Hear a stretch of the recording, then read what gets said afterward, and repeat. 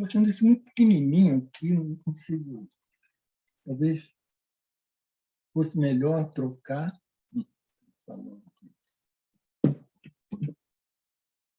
Não consigo ler isso aqui.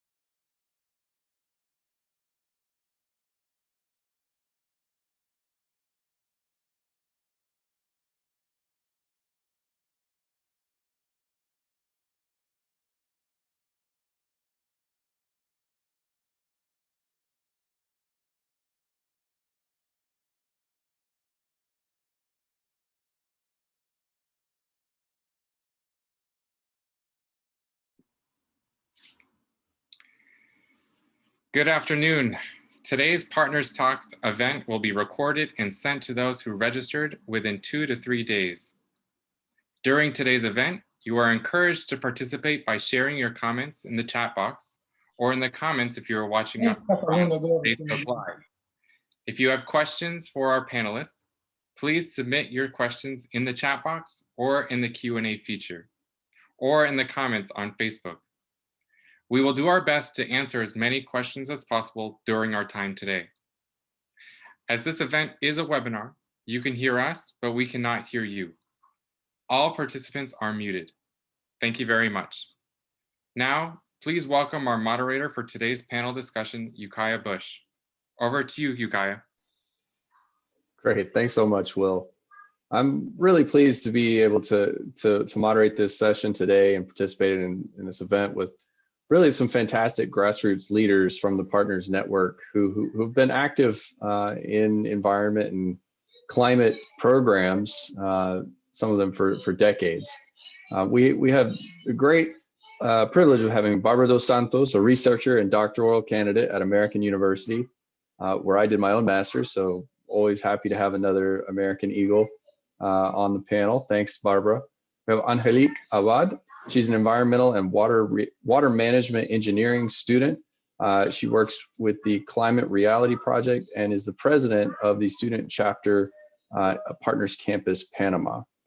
We also are pleased to welcome William Chai Kanul, Natural Resources Manager.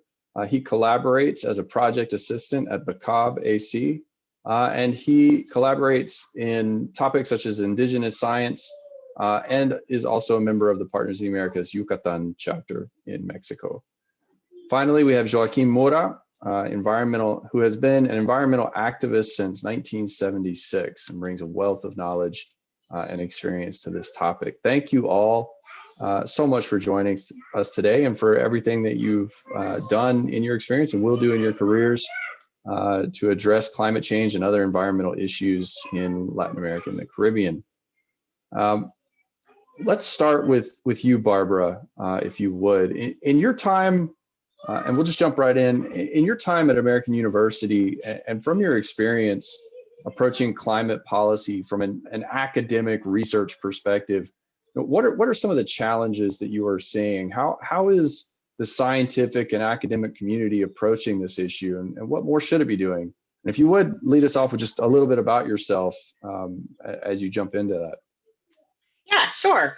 First, thank you very much for having me. I'm really excited to be here talking to those amazing activists, which is part of what I study when I'm trying to understand. So I have been spending the last several years working on my research, trying to understand how climate activism and sometimes the lobby from the industry affect climate policy, the outcomes specifically of those policies. So really, I think the main question that I'm trying to understand is what can we do to get climate policy going, and how can we actually make things happen? And a lot of the research in that topic it's starting to look more at the domestic things that are happening within the country. In the beginning, we're looking at what are the factors that affect climate policy, and we were looking a lot at the more structural, big picture factors, the economy, the democracy.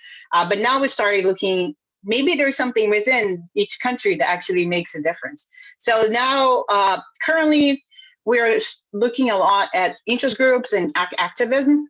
But I think the biggest challenge is we don't have an answer yet. Why some countries do better than others in climate? There are many different answers, and we're really trying to find a consensus. And that's hard as part of the academic, scientific process, but we are trying really hard. And I think that something that we can do better is to start actually researching this, but in a way that we can actually provide with tools for activists and for the grassroots organizations and communities that are on the ground. And that's really what I'm trying to do with my own personal research, trying to identify factors that actually matter to demand how can we actually demand policy from our government, what are some strategies and some tools, but not just to publish, but also to actually give tools to the activists and the people who are here today to actually make a difference. Excellent. That's wonderful, Barbara. What would you say, just a quick follow on, what would you say is the main thrust of your research, and maybe a teaser of your findings so far?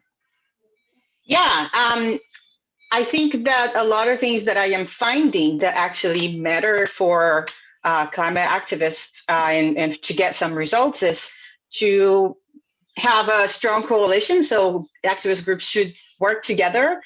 Something that also works a lot is creating a division of labor. So each organization does what they do best. So one organization communicates science to the public, the other communicates science to the government, the other collaborate to demand voting act. So the voters would demand from the elected officials climate action. So working together, focusing in one specific bill. So because I am looking at legislation, not so much at regulation, so thinking about the legislation part. So if we choose one bill and focus on that bill, and everybody works together in coalition to get that bill passed, that's generally what I am finding that works the best. And I have a few examples. We can talk about that later, but there are a few examples that I have identified across Latin America and also Canada and the US that has happened. Wonderful. Thank you. I look forward to hearing more about that as we get deeper into the discussion. Mm-hmm. Turn now to Angelique. Angelique, perhaps you could tell us a little bit about the Climate Reality Project. We know under former Vice President Al Gore's leadership, how is this organization contributing to climate action? Yeah, thanks so much, Yukaya, and all the organizers. I'm so happy to be here with all of you and learn from the other panelists. Well, the Climate Reality Project is a nonprofit organization founded by former US Vice President Al Gore and is dedicated to leading global cultural movement demanding immediate action on the climate crisis by using cutting-edge communications and grassroots strategies to educate the public about the urgency and solvability of the climate crisis. In 2006, the Nobel laureate and Al Gore got the world talking about climate change with the Academy Award-winning film An Inconvenient Truth, and you must watch it. It's a really good movie, and it was just the beginning of a climate revolution. Later that year, he founded what would become the Climate Reality Project to move the conversation forward and turn awareness into action all across the earth. And we are a diverse group of passionate individuals who've come together to solve the greatest challenge of our time, the climate crisis. And we're activists, cultural leaders, organizers, scientists, and storytellers committed to building a sustainable future together. And yeah, the mission is to catalyze a global solution to the climate crisis by making urgent action a necessity across every sector of society. We believe real change, train and mobilize people to become powerful activists, providing skills, campaigns, and resources to push aggressive climate action and fight high-level policies that accelerate a just transition to clean energy. And our signature of activist program is the Climate Reality Leadership Corps and has trained over 31,000 change makers worldwide since 2006. And the result is a global network of activists leading the fight for climate solutions through our 10 branch. And in the US, chapters across the USA are 140, and we have in Mexico and Latin America. And alongside the Fort's dynamic communications initiative connects climate and behavioral science with the emotional power of compelling stories, our stories, with the struggles fighting climate change, raising awareness and inspiring action in online audiences everywhere. And we recognize that a diverse and inclusive movement is critical to solving the climate crisis, and that to build this winning coalition, we must ensure that those directly impacted, particularly those who have been excluded in the past, are the center of the movement for change. While the climate crisis manifests on global scale, we acknowledge that indigenous people, low-income families, people of color, and other historically marginalized groups represent frontline communities who experience harmful climate impacts first and worse. And yeah, if we talk about climate injustice by numbers, we could say that rising temperatures have made poor countries even poorer and rich countries richer. And developing nations are the most affected by stronger hurricanes, floods, rising seas, spreading diseases, and other impacts, and the least able to afford it. And climate change is projected to contribute to an additional 250,000 deaths each year by 2030, primarily in developing nations. But there's hope. Activists of color across the US are developing new models of equity in energy, and indigenous communities in Latin America are showing governments that value effective forest management to help reduce wildfires and emissions. Excellent. Thank you so much, Angelique. Sounds like a very active global organization having a real impact. Fantastic. Thank you for your leadership there. William, you're from Yucatan in Mexico, and you work with BACAB. What exactly is your role as an environmental coordination assistant? What does your work look like, and how is BACAB addressing the climate challenge? Hi, everybody. My work involved in support in multiple projects and in association. We focus on water conservation in the state of Yucatan, Mexico. And water is closely related to climate change. However, in Yucatan, the water is abundant, and the lack of rainfall after the affects the agriculture sector, especially those that not have irrigation wells. As an organization, and we work in the water recharger zone, and we have a two project,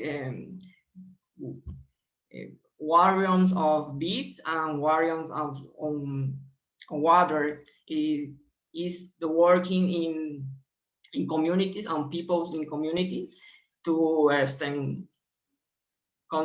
preserve the water in important zone in Yucatan. And other project is management the west in Yucatan, and to cause greenhouse emission is on the works they made in organization in to winch the management water in Yucatan. Excellent. Water management is such an incredibly important topic, especially as we look at the impacts on agriculture and forest management. Thank you for your work there.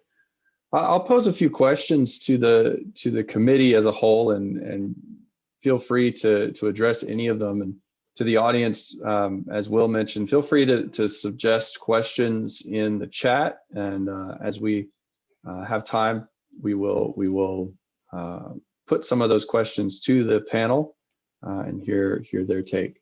So taking advantage of my role as moderator, I'm going to get a few of mine in first. But we know, to the panel, we know that internationally there are a lot of agreements being signed, a lot of joint, multilateral, bilateral agendas for climate action.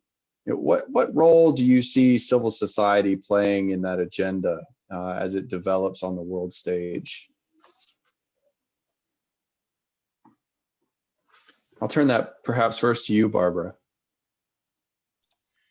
Yeah, sure. So coming from a more research perspective, something that I think there are three roles that I think civil society can play an important factor here. The first one is to mobilize the public to demand action from the government through grassroots mobilization, through marketing campaigns, media campaigns, social media campaigns. So mobilizing the public is the first one. The second one is communicating climate science. And there are two ways that you can do that, and two routes, I would say. One is to the public, so the public can understand climate science. And the other one is to the government. So explain to the government what are the economic losses that's going to occur in the next 50 years from climate change, for example. And this is all a role. And the third one actually is the lobbying, is demanding the government, demanding Congress, demanding the EPA in the US, for example, action. And a lot of times the larger organizations have more access to the government to do a more personal lobby with high power actors. But a lot of times local organizations can lobby their city department, their state government. So I think those are three very important roles. And that's thinking more about domestic, not so much about the international agreements, but the lobbying, communicating science, and grassroots mobilizations. I think those are the most important things that that civil society can do to impact climate action. Thank you. I think that's fascinating. And without you having said it explicitly, there's an implicit message there of focus on what the government and the collective can do as opposed to what individual actors can do. We know that for decades we've been, encouraged to think what can we do as individuals, which is, there's a lot of research now showing that really has led us astray in terms of addressing this in a collective, substantial way. So yeah, that's a very debated issue. There's strong feelings in both ways. But as a political scientist, I'm always going to say we need to demand action from the government. I'm a little bit biased on that, but yeah, I believe in the government action. Yeah, absolutely. Would love to hear from some of the other panelists on this. Yeah, I agree with Barbara. And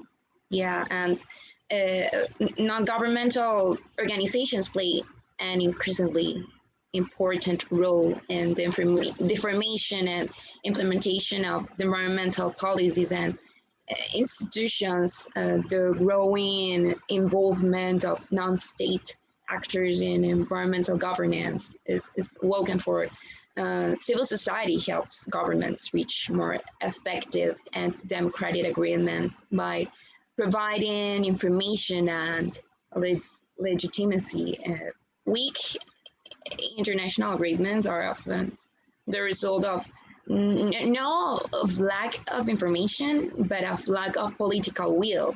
And that's why non-state actors clearly have an important role to play in global environmental governance. For example, environmental NGOs are critical actors in compliance monitoring of international agreements and in finding more accurate compliance data than governments are willing to provide.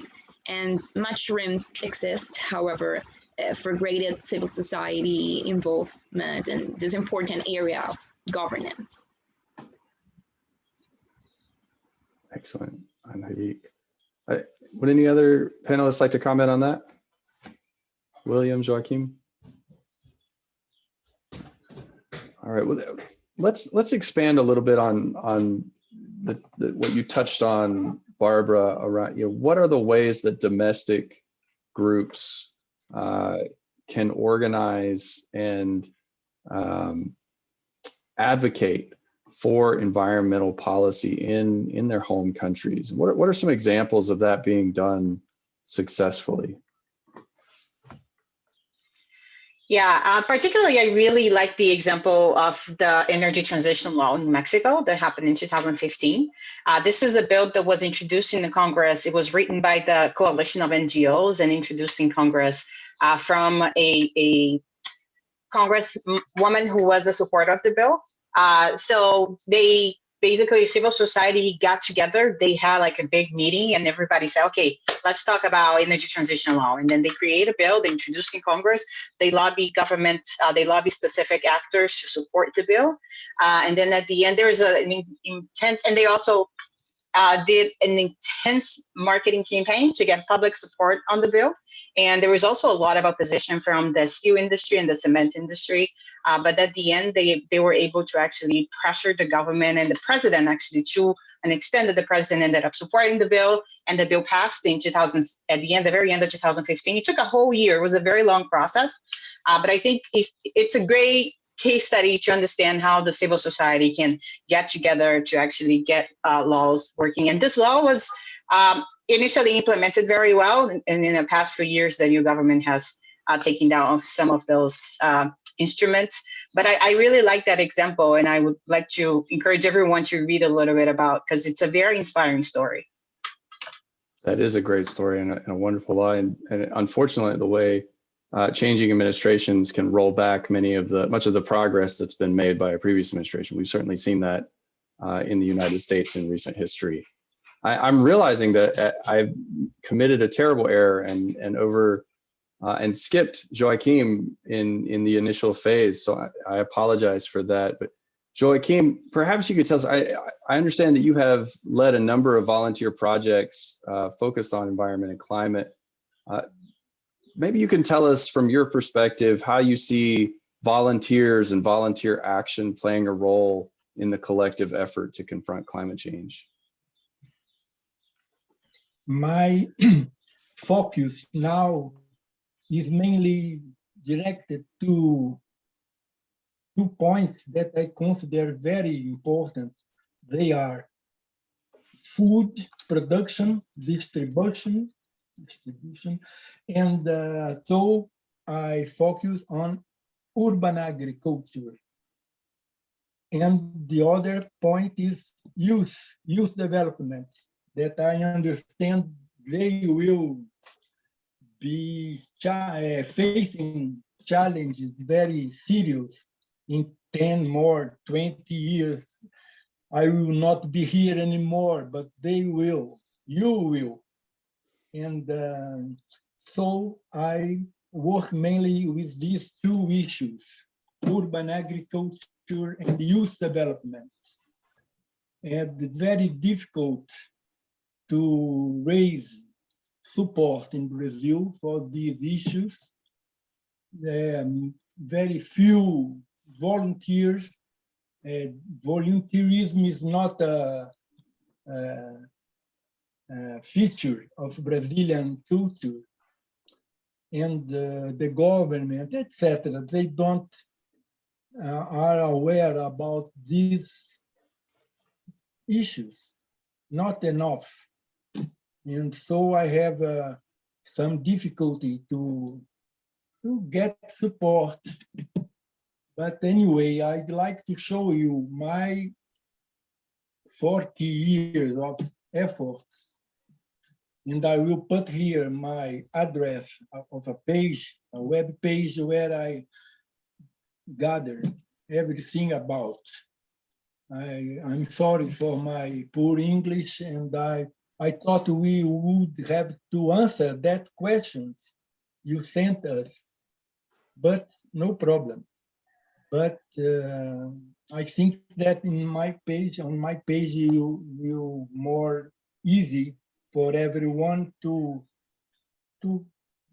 be informed about these efforts and what I'm doing exactly now. Many things, but I live in a small town close to Rio, and I'm mainly working with community composting because I think that is from where we should bring the resources to produce food locally and so reduce the emissions due to transportation and to, the chemical fertilizers substituted by organic fertilizers coming from the local residues, transforming in fertilizers and stimulating people to produce their own food, and all at the same time working with students in schools. But this is had the problem of pandemic, so the schools are closed, the students, the youth are not anymore available. But so these are my two focus. From my experience, I was refining where I could work, where could I where the most important in my experience became food production. You know that food is very related to the environment issues because food production and consumption, distribution, they are very related to food. To food systems, if we change food systems for a more sustainable model, it would influence, it would change the way we live, because food is very related to everything, to money, to health, etc. And so I'd like to show you these efforts, these projects, and the trials that I'm always trying to meet partners, to not just partner of the America, but partner in general. It's very difficult. In Brazil, I know many mayors, secretaries of municipal states, etc. They say, we'll do it with you, let's do it. But the next moment they forget everything. It's so complicated. I don't have a academic, scientific approach but it's more a cultural mean that I work with, trying to interfere in the media, etc. But okay, so now I'm trying to join again Partners of the Americas. I have been working with partners mainly during the 1990s, during the decade of 90s.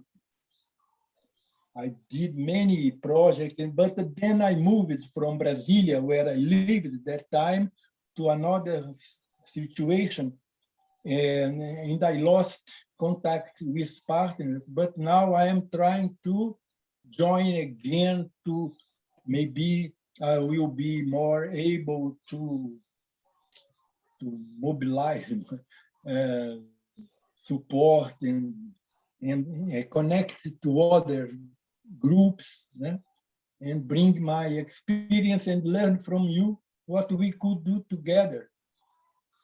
Okay, that's it. Thank you.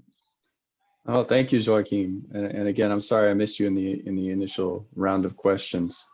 You bring two really important focus points up. Agriculture, which we know after transportation and energy production is among the largest contributors to greenhouse gas emissions, to carbon emissions. So incredibly important topic, not only for climate, but food security, food justice as well. So excellent work there. On the youth front, I wonder if you could share your insights on, we see people like Greta Thunberg and other world leaders from young generations really leading on this topic. What, in your experience, are the best ways or some successful models for engaging and mobilizing young people to get excited about climate change and commit their energies in this direction? My experience showed me that the best way is to create groups in the schools, working in the schools where the youngsters are at 100 every day, not today because the pandemic changed everything, but usually would be at the schools where the students are.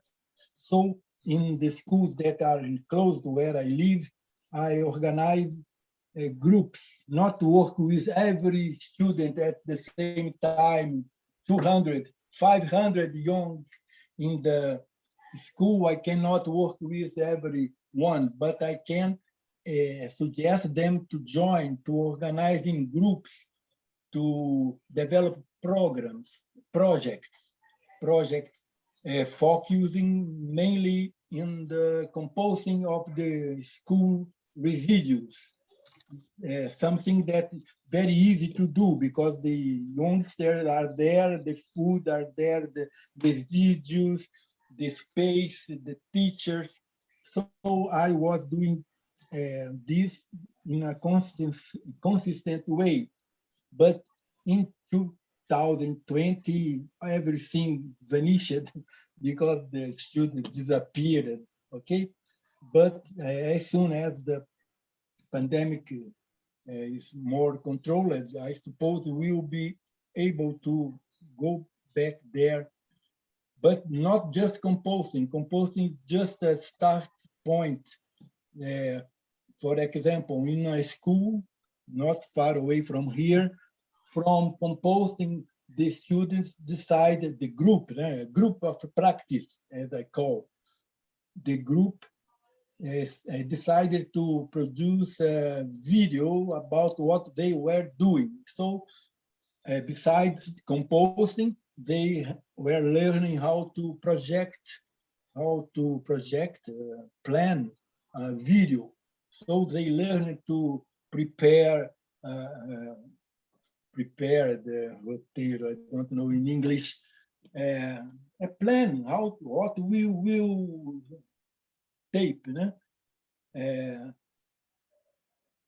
so they learn to research, to speak for being taped, and, and many other things, not just composting, but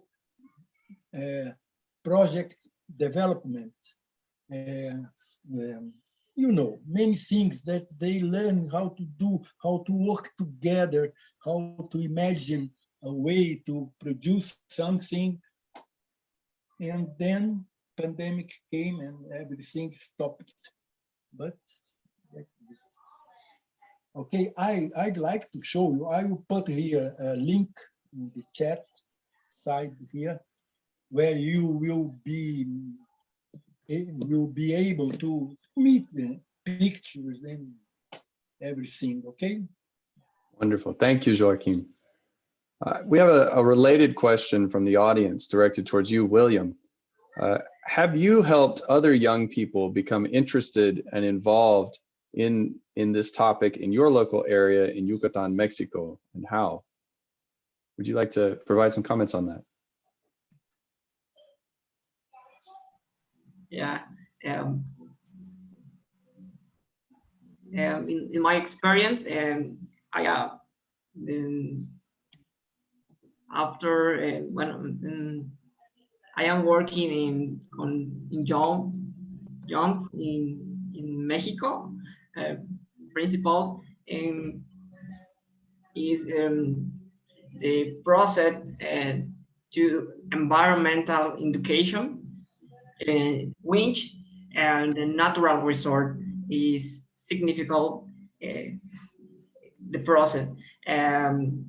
In my experience, I have seen that young people are more empathic, which other young people and through practice in the nature and experience. And in my experience is to work in cenote and to winch and the participate and join in communities and the learning more and how is in the place natural is more significant. Excellent. Thank you, William. Angelique or Barbara, would you like to share anything about engaging youth in your experience?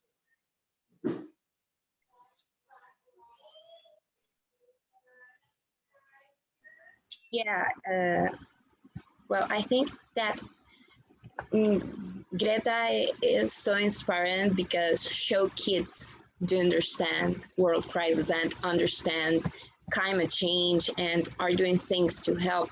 She became an activist known worldwide, and she has inspired millions of people, especially the young generations, to take action against climate change and has had world leaders listen to what she has to say. She's so young. She started with 15 years and she created an incredible movement, Fridays for Future, telling young generation that you can do something. You can stand out of the parliament and shout and ask for climate justice to your government, and that's so powerful. And Fridays for Future had an incredible impact. But after most countries around the world went into the lockdown for prevent the coronavirus from spreading, this means physical protests had to stop, but it wasn't the end of the movement because Greta and other activists had continued their fighting against climate change in other ways. They have to be more creative using the social media and like us using Zoom and all these platforms in internet. And yeah, we have a lot of things to do, and if we want to do it, we're going to do it. And that's the most important thing. Give hope that we can solve this crisis together, and doesn't care if you're too small, you can do it. Absolutely. Barbara, go ahead. That's something. Yeah, I just wanted to add that I think Angelique mentioned Greta, and it's really interesting because if you look at the data, young people have been more concerned with the environment and climate since the 1990s when we started measuring this. But when we think about political action, most of the people who were actually actively engaging with the government were the older people. But this has been changing, and I think a lot is the greater effect and Fridays for the Future. And you see more and more young people these days, and school kids and college students engaging politically with the government, demanding action. So I hope that that's a trend that stays, that we continue doing that and encouraging our youth to be active politically. Absolutely. Yeah, I think the fact is that almost everyone alive today will be alive to witness firsthand the worst impacts of climate change. You know, it can be very, very bad, or it could be, you know, moderately bad, I think, are our options at this point based on the science, unfortunately. And many of those effects are already being felt today. We see increased hurricanes, et cetera, in this region. Honduras, Guatemala have felt that acutely only very recently. I think turning from the global stage and Greta's wonderful work engaging youth and demanding action, what are the prospects for regional collaboration in Latin America and the Caribbean? You know, there are certain actions being taken and certain countries that have taken real leadership on this: Costa Rica, Chile, others, but there do not yet appear to be a lot of great examples of cross-border multilateral collaboration on climate change. If there are examples, what can you point to, and what do you think the prospects are for more collaboration at a regional or hemispheric level on climate?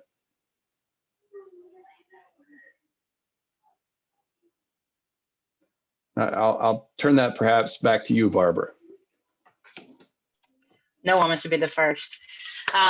Yeah, I think you're right. The examples are very limited, and a lot of times I think they are coming. It's being almost like an imported model. You have those international organizations creating those connections between, let's say, the chapters of the Partners for the Americas in different countries, and that has been the model since a few years. I am seeing, I would say maybe in the last 5 years, things are starting to get more endogenous, like coming a more organic collaboration between civil society in different countries in Latin America. And I really would like to hear maybe some examples from the other panelists and what are their experiences with this. Would any of the other panelists care to comment on that? Joaquim, perhaps? Have you had opportunities to collaborate across borders outside of Brazil on climate? As I told you, I'm very focused on these two issues: urban agriculture and youth development. So I'm always trying to meet people who have the same concerns or the same project. And I'd like very much to integrate, to coordinate with them. I think that's very important that international cooperation to make the students and the authorities perceive that how much important is these issues, so they will become more open to support this kind of project. I don't know, since I'm trying again to join the Partners of the Americas, who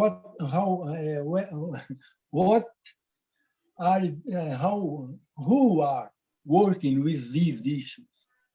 Because of course, climate change is a very complicated, complex problem, scientific, etc., economic, etc. But where could I make a difference? I think that working with food and youth. And so I need to meet other people with the same endeavor. Okay, sorry. Wonderful. Thank you.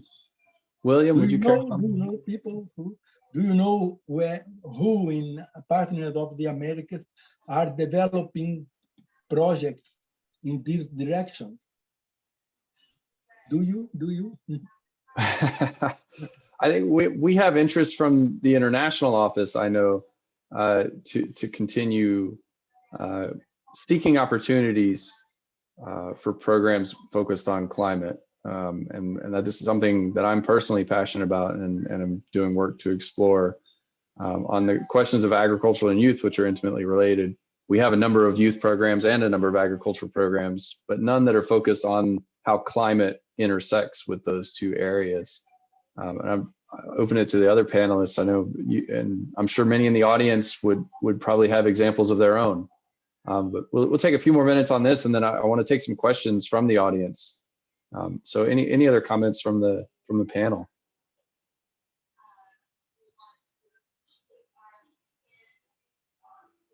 Great. Well, why don't we turn then to the questions from the audience? And again, if you do have a question, please put it in the Q&A box down. It should be at the bottom of your Zoom window there.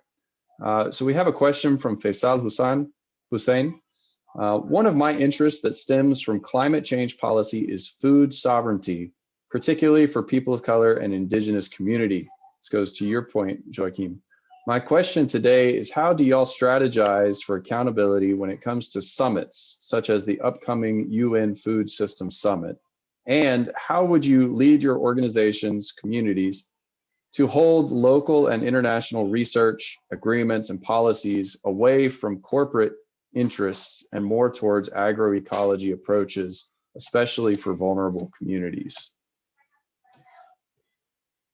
Joaquim, with the focus on agriculture, perhaps you'd like to share some thoughts. Yeah, I translate an international publication called Urban Agriculture Magazine. I translated every issue they published, so I'm very aware of projects in all the world, because this publication is published in the Netherlands. It brings projects from all the world. And but I think I'm afraid that recently, people are becoming maybe a little tired, or not. They don't. It's very hard, very difficult to meet people to work together. Okay, these projects published by this magazine is all project is about projects by communities, organizations, and also academic universities and international agencies, development institutions, etc. But they are not open to work with people they don't know. They are, and mainly in Brazil also very difficult. They have already their project, their finance, their resources, financial resources, and they are not open to work with people they don't know.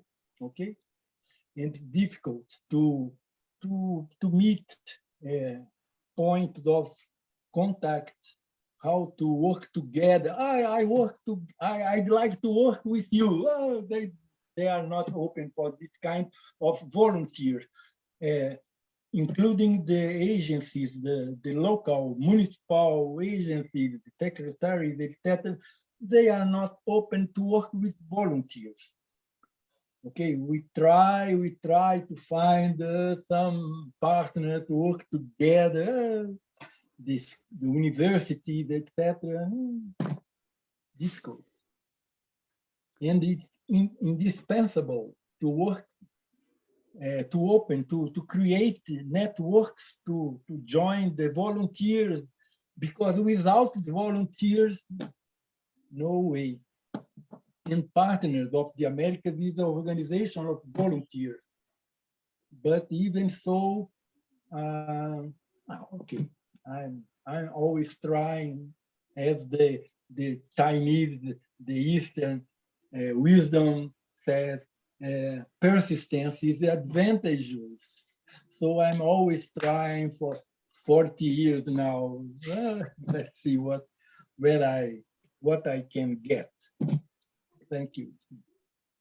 It's been a long slog for climate activism for the last 60, 70 years. It feels like we're finally coming into our moment, but even now it is fraught with setbacks and challenges for any climate activist in this fight today. Would anybody else like to comment on the question regarding agritourism and how to focus on perhaps alternative methods and less on the corporate side? Yeah, I think I would say that that's a great question. And I think it's probably the field in climate activism that is the least activist. Like is the field that we don't pay a lot of attention. And food security is one of the main threats that climate change poses to our society. Yeah, I don't really know what's going on. I just know that there's not a lot going on that, which is disappointing. It's kind of sad, but.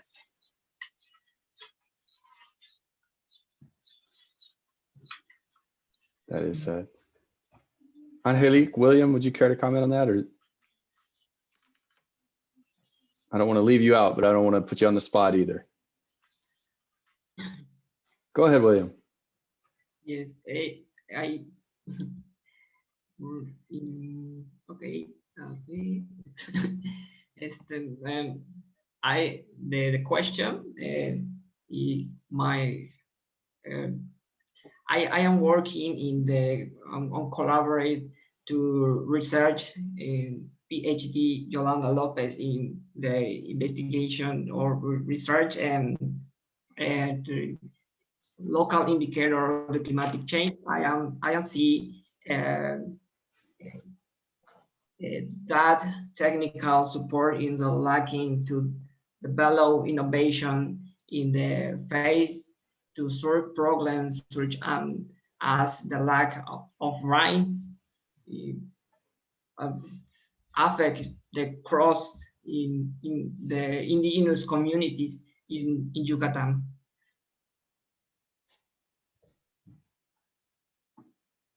Wonderful. Well, you know, it's interesting with the case of Latin America and with most developing regions and countries, really, that Latin America is not a significant contributor to carbon emissions in comparison to other countries, US, China, Europe, and others. Yet it is one of the most vulnerable regions to the changes posed by climate change. What, you know, from a public policy perspective and a grassroots activism perspective, what is the right balance in Latin America between focus on carbon reduction versus resiliency and strengthening communities to adapt to the effects of climate change? I'll just put that out to the.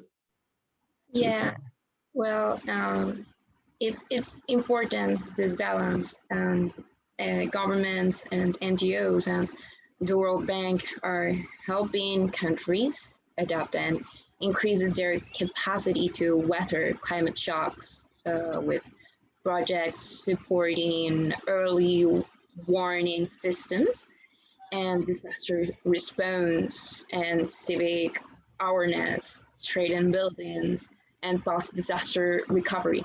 That effort is even more critical as countries face the health and economic impacts of the coronavirus pandemic. And yeah, adaptation and resilience are inextricably linked to development outcomes. And yeah, good adaptation can deliver good development outcomes, such as safer, better off communities or hardier crops. At the same time, securing good development requires effective adaptation measures, and investing in adaptation and resilience is not about just investing in roads or bridges or power plants alone. It is about investing in people and businesses and the communities that are facing these impacts of climate change. And it's about a smarter development that can deliver education, health, and livelihoods. Absolutely. Absolutely. Thank you, Angelique. Any other comments? Well, we have a few minutes left. I'm going to take advantage to get a couple more questions in there. I'm fascinated by the role that indigenous groups are playing as frontline communities here in the U.S. and in Latin America and the Caribbean, where often they have treaty agreements that governments are beginning to recognize more forcefully, that they are using to protect natural resources and claim lands that can then be protected. And they are, as we know, the front line, they are those usually earliest and most egregiously exposed to the effects of climate change and to environmental pollution in general. What is the evolving role of indigenous groups as climate activists in Latin America and the Caribbean? And is that perhaps one of the better strategies moving forward for wresting power and control from those who would lead us towards greater pollution and climate change and back towards grassroots activists, both indigenous and otherwise? What are your thoughts?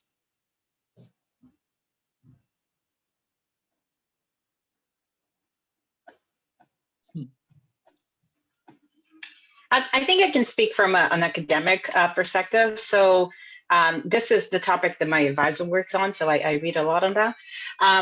There is a lot of the activism that happens locally is coming from vulnerable indigenous communities, and those communities a lot of times don't have the reach or don't have the capacities that sometimes more Eurocentric perspectives on climate activism has. And a lot of times indigenous communities are overlooked from part of the climate activist or community, particularly the international community. So I think there is a lot of work that we need to do as climate activists to actually listen and to pay attention to the indigenous communities. And by the way, this week is Indigenous Community Week in Brazil. So we've been talking a lot about that and listening and pay attention to what is coming from them. And I hope that we do better as a community in the future. Thank you, Barbara. And there are some great comments in the chat about just how much danger local environmental activists are in simply by trying to protect their communities and their natural resources. Many are being killed every year.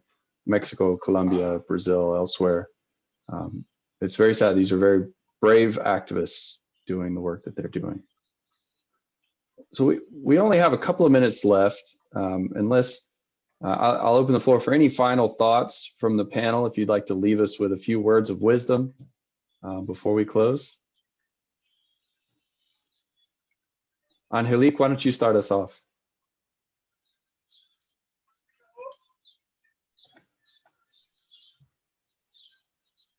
Oh. We can't. There you go. Yeah, well, all around the world, people are seeing the reality of climate change and speaking up one voice and one message for their leaders. Now is the time to act. And now is the time for you to act as governments that have the power that you can choose and make this agreement to protect our environment, especially in the poorest region, to help. And please join those who are speaking out and making choices to fight the climate crisis. Use your voice, use your vote, and vote for this government that care about the environment, and use your choices in the marketplace and in your life and speak truth to power. Like your world depends on it because your world depends on it and there is no planet B. I love it. Wonderful. Barbara, would you like to follow? No, I just want to say, I think everyone who joined us today and who participated today is here because we care about the planet and about climate. So it's great to be part of a global community and part of a group of people who are brilliant and engaging, who really wants to act and do something. So let's keep working. At some point, we get there. Absolutely. William, would you like to share any final thoughts?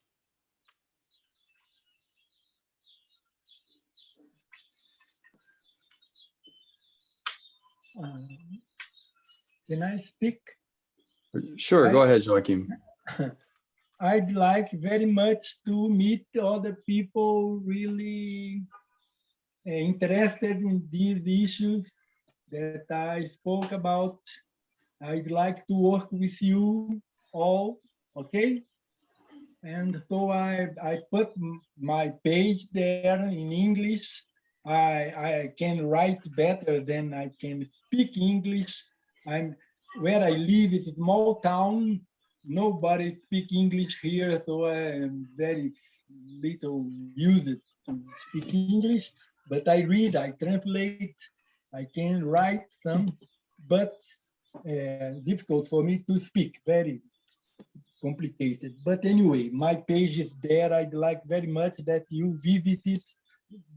Everything there is there, mainly the project with partners that I developed 30 years ago, 25 years ago, when I lived in Brasilia and worked with the partner committee in Washington, D.C. I was invited 3 times to visit the United States to learn about youth development, microcredit, food banks, etc., and ethics, education.